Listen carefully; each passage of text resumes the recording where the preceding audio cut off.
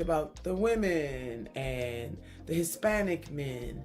But when it was time to talk about black men, she called them the crazy, ridiculous black men. Yeah, you heard me right.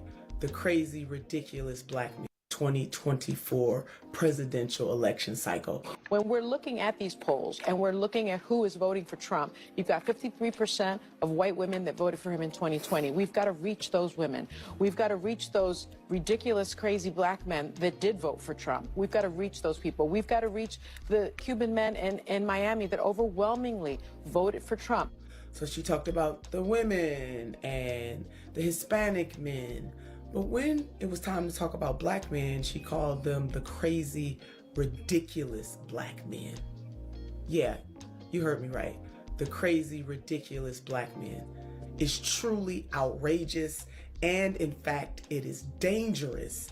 And there are connective tissues to how Black American men have been treated historically in this country.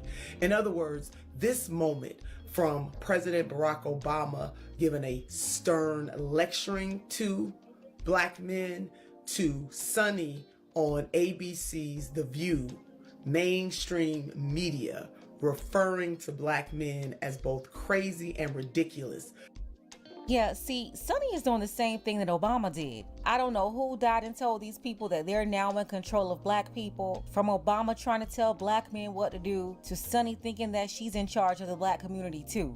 Sonny is also a colonizer, just like Kamala Harris. It's interesting that both of these women are being worshipped as prominent AKAs, a black sorority, but most of the time she's presenting herself as a Puerto Rican woman. And then the most prominent AKA, she's not black at all. Think about it. Out of thousands and thousands of members, the most important member is an Indian Hindu and Irish colonizer. I'm telling you folks, you can't make this stuff up. Now, family, I want us to back up a little bit. And I want you to understand where I am coming from, even if you might not necessarily agree with the points that I am about to make. Black men in particular, and the black community generally speaking, meaning black men and black women, there is historical context to the way that black men are being singled out more than any other group. Black men are being villainized during this election cycle for reasons that I cannot wrap my mind around, and I'm not even going to try. We know exactly what it is. It's these feminists. The black feminists are following the white feminists, and they're joining together for Kamala to go against men. The white feminists tried to redefine masculinity with Kamala's boneheaded husband and Tim Walz. Then the black feminists, they're following the same 1-2 step, those marching orders they get from the top to sabotage the black community. And like I've said plenty of times, the black feminists, they are together with the white feminists, and they're being used to destroy the whole community by first sabotaging the black men. Because it is wrong. Black men are the most progressive male voting bloc in the United States of America. In 2016, over 81% of black men gave Secretary Clinton their vote. Over 81%. Meanwhile, on the other side of the ledger, white men, only 32%.